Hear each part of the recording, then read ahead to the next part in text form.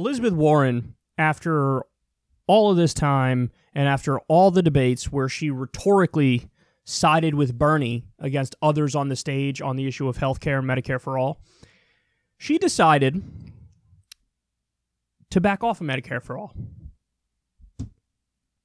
Now, we covered her specific plan recently. I went through it in great detail.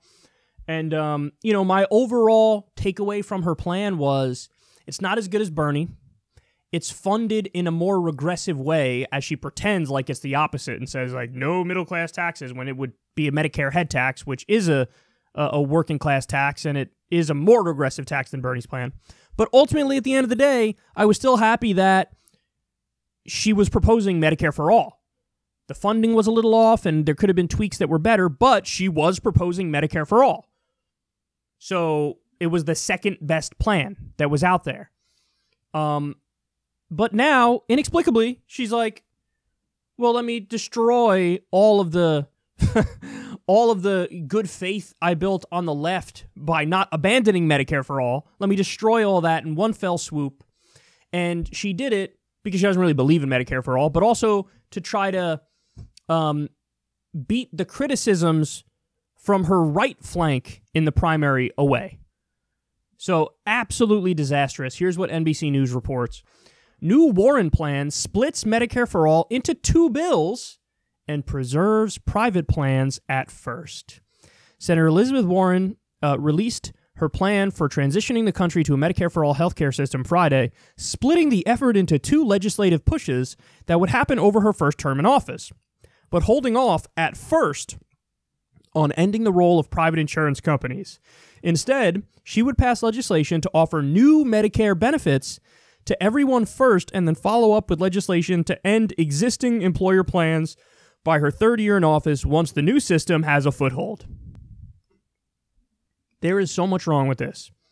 Okay, so first of all, what you're proposing then for the first 3 years is just a public option. That's what that is.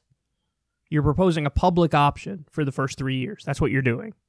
And then you said after 3 years, you're going to come back and pass Medicare for all when you already had a healthcare battle and presumably you fought tooth and nail to win on just a public option. You're going to come back and fight another healthcare battle 3 years later. That is ridiculous. That's not going to happen. That's not even close to what's going to happen. If you're going to fight for Medicare for all, if you're going to fight for, a public option, you're probably not even going to get that passed. I don't agree with your strategy, but let's say she does. She will be stuck in that. She'll never get Medicare for all. And I don't even think she really believes in it, or else she wouldn't have released a plan that's this goofy.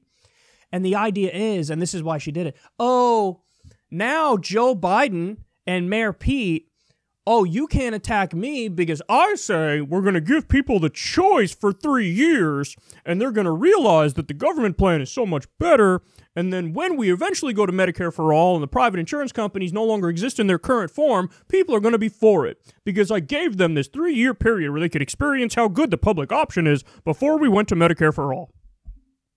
So many problems with this.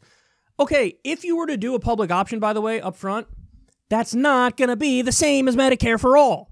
It's not. It's not. We already know what would happen in a system where you have the private insurance system and the public option coexisting with each other. We already know what's going to happen. We know the private companies are going to try to keep the healthy people. We know they're going to pawn off all the sick people to the government plan. We know that when you have all the sick people going to the government plan, none of the healthy people, the risk pool isn't spread out enough, so the prices are going to go up and the quality is going to go down. We know that this is what's going to happen. So a public option is fundamentally not the same thing as a Medicare for all plan. Full stop. It's not the same thing. So when you say, we'll do the public option and then move to a Medicare for all system, and people will realize how good the public option is, but it's not the same thing, and it's not going to be as good as Medicare for all. See, what she's letting everybody know here is, I actually don't have faith that a Medicare for all system will be better than the current system we have now. She just let the cat out of the bag on that philosophy. Bernie doesn't have to do a weird thing. We're going to do 2 separate bills, first this and then this, because he knows Medicare for all is going to be better. It's going to work. Everything's covered. It's free at the point of service. So why would he do a weird half measure before he gets to the actual thing? He wouldn't. He wouldn't do it. You want to know why? Because he actually believes in Medicare for all and he knows it's better. So after all this time, all the debates where she sided with Bernie, now backpedal. The problem with how she funded it was a separate problem. It wasn't nearly as big of a problem as we're seeing now. Now, in no uncertain terms, this is moving away from a Medicare for all system. You're not going to get a public option pass, and then you're not going to get a Medicare for all system 3 years later. After 3 years, you're going to fight for Medicare for all? What does that show about priorities, guys? But we already knew this about Elizabeth Warren, is that she doesn't really prioritize this. And if you go back to simpler times when she's more honest about what she believes on this front, she said it. She said it to Cenk Uygur in the first interview with Cenk Uygur. She said, the core, the heart of where all the Democrats are is the same, and it's correct.